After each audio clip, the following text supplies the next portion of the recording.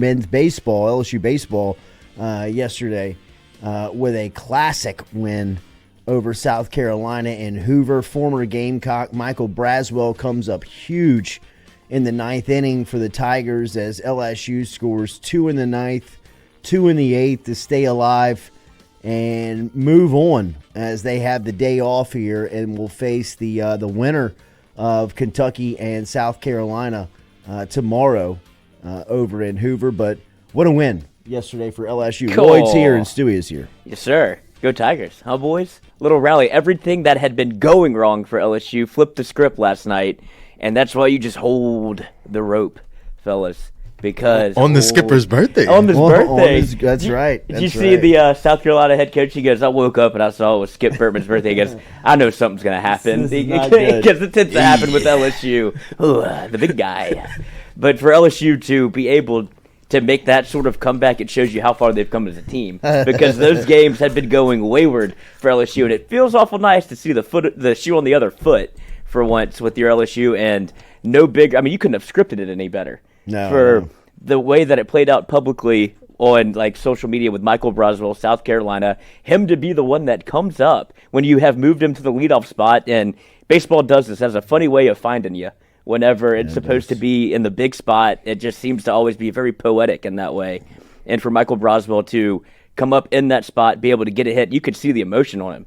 Like after he was able to single in the gate, like the go-ahead run, that was something that he's going to be able to take with him for a long time. And from everything that played out, whether it be Cole Messina like laughing at him after he sat down with the boys on the in the dirt pod, where he's like, I mean, there's just no place like LSU.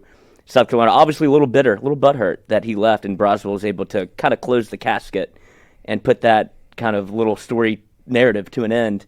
But I guess you have to start at the beginning, huh? Thatcher Hurd, you got everything that you wanted and more. It was the full Thatcher experience. It was. Where you see glimpses of greatness when he strikes out 5 in 2 innings. And then here comes the other Thatcher. Dr. Thatcher and Mr. Hurd are here because then he goes to the 3rd inning where the wheels just completely fall off.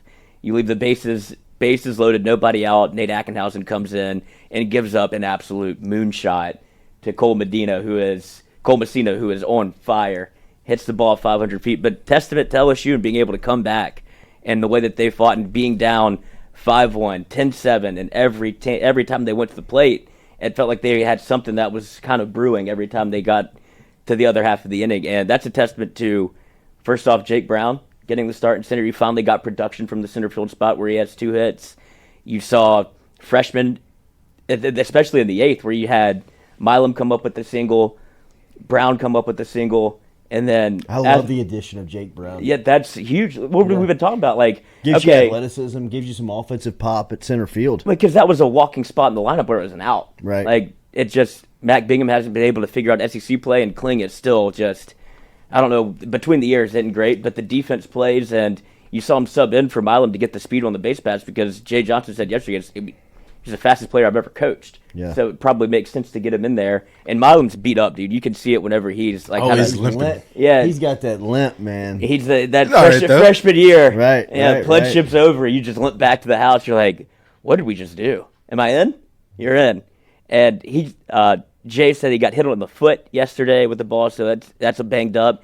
And at Ole Miss, he pulled up a little bit lame going into second when it looked like a hamstring. So dude's beat up, but casual 4-hit day for the freshman. Those additions, and Larson in that same 8th inning thought he went up top. Almost had a 3-run bomb, but what does he do? Moves the runners over. Malazzo gets the game-tying run in, who played probably his best offensive game at LSU, at least that I can remember. He almost got a hold of one. He did. That guy misjudged it. Yeah, it almost got over his head after he had one that did get over his head. Right. That was Malazzo. But Malazzo to come up in that spot, he's been such a great addition because there's just different variables of having Braswell at the top of the lineup, Malazzo's hitting where he's hitting, and guys that just know what to do situationally when it comes to their spot in the lineup. Like, they're not trying to do too much. You saw it with Malazzo where it's, all right, this gets a run in. It doesn't have to go up top, but I got a good swing on it, and you're able to lift one into left field and get a run in to tie the game, and now it's, all right, 0-0 ball game. Like, you fought all the way back. You're here now. And for LSU to be able to do that and then have Braswell come up with probably the biggest hit of his career, I would think say. so. Just think so. They being in that spot where it was personally, I think that's where it was. He said it's the most fun. It's the most. I think he says like the most redeeming hit he's ever had in baseball, like the best feeling he's ever had playing baseball. Gratifying. So, absolutely. And you get a win like that on a night where Tanks goes 0 for 6. Right. Right? I mean, that's a testament to the squad. I agree. I mean, if Tommy Tanks goes 0 for anything over the last 2 months, there's no chance you win, right? And for LSU to be able to, eke out that game, even though some of their headliners were not on, and I thought he caught that one in the ninth. That would have been the crescendo. I thought for sure that ball was going. The center fielder for South Carolina made a really good play on it, but a great week for LSU. I mean, I'd imagine that they've got to be flirting with the 2 seed, right? That's where Kendall Rogers tweeted it last night, because the question came up after LSU wins, a thriller, and they've knocked out, I think, 3 top 10 RPI teams, but the RPI doesn't move you as much in tournament play because it factors in, I guess, that you're playing top RPI teams and it's not the regular season, so you don't get the jump that you normally would see. But they asked Kendall Rogers on Twitter, can LSU back into a host? And he was like, no. But they could play their way into a 2 seed, which is, I guess, would be the goal. The 2-3 plays the 3 seed in the regional, so it's not that big of a difference, but any chance you have to make progress is always what you're striving for. And the way that Jay framed kind of the baseball game yesterday was like a microcosm of the tournament, where it's 1 pitch at a time, obviously. But he's like, yesterday we were playing our tournament was to win the night game. We didn't want to play in the morning anymore, so you played a game that's like, all right, if we win this, it's little carrots, like carrot in the stick, little rewards that you kind of trick yourself into. We're playing for something. All right, we're playing for the night game. He said tonight we're playing the World Series for a day off, and like you get Friday off and we get to play on Saturday. So that's what we're playing for. So it's like these little things that trick you into, all right, little gratifications, little rewards you get for being able to win within the tournament. And obviously that's worked, and he's pushed every correct button. I think even the Thatcher Hurd start, you could say, was something that wasn't expected, and obviously was something that was monitored very closely, because you can't leave him alone with fireworks. Yes, he needs a sitter, and then you got to go get him. And so we got the kid out the game, and for LSU to be able to give up the one thing that it felt like you couldn't do, you couldn't let Cole Messina beat you, and he hits a grand slam. You're like, okay, it was a fun run. Yeah, it was great. Double elimination. Yeah. Let's see what happens.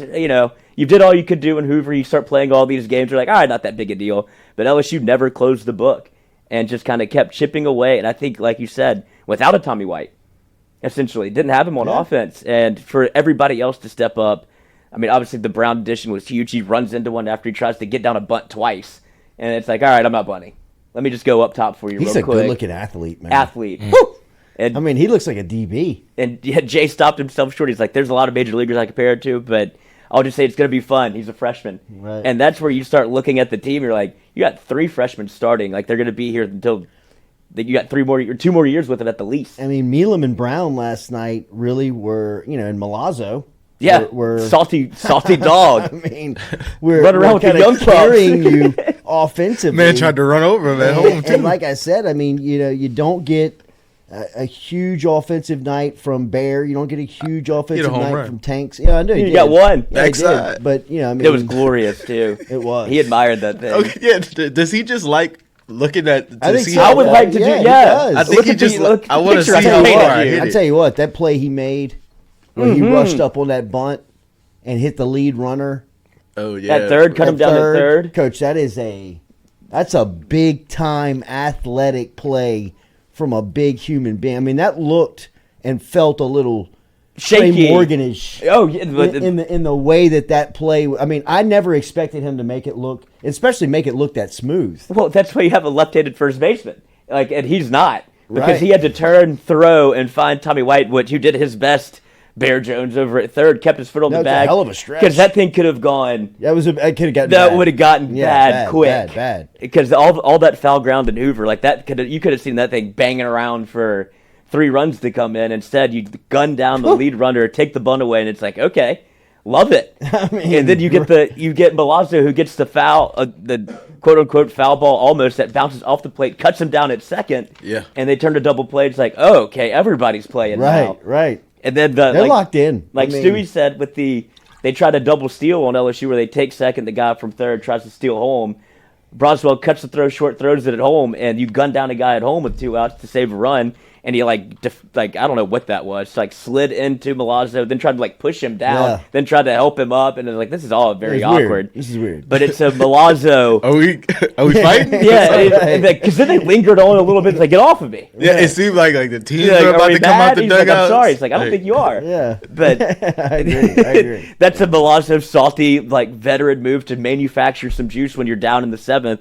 And you're like, all right, let's get a reason to get pissed off. Now we have something to play for. Let's get just another coin in the bucket of all right, now you got a little bit more juice going to the dugout. And you saw that happen into the 8th inning where they are able to manufacture runs, tie the game, and that's a hell of a game for LSU. Like I said, starting this whole thing, those are games that they've been losing. Yeah, where you get down and you're like, all right, the close ones have been fun, but it always isn't. It has yet to go LSU's way.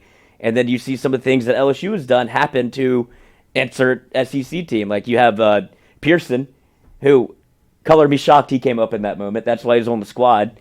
Bases loaded, 2 outs, hits an absolute bangerang at the first baseman who does his best, Bill Buckner. Just goes straight through the 5-hole. And you're like, oh, we got life. Right. We got life. Cut into the lead. And that's what you're able to cut it to 1. And that's what Jay said. He's like, for Fidel to go out there and keep it at 1 because – he said 2 runs and 1 run are totally different whenever you get into your last half of your inning. It's, I don't want to say easy to score 1 run, but when you're staring 2 in the face, it's a much taller task. It's for us to go in only down 1 in that moment was huge. So hats off to Fidel Ulloa, finding it.